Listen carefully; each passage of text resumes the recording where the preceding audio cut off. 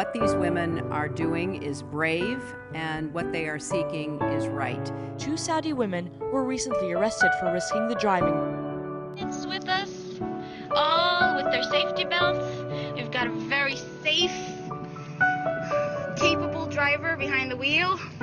Ms. Clinton has brought forth the issue of Saudi Arabia's ban on women driving. يا بلادي يا بلادي أنا بحبك يا بلادي يا بلادي يا بلادي أنا بحبك يا بلادي يا بلادي يا بلادي أنا بحبك يا بلادي يا بلادي يا بلادي انت ملكة انت جوهرة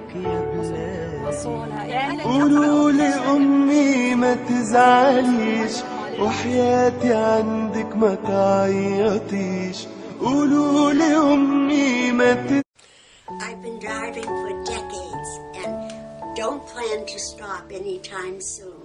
It's high time Saudi women started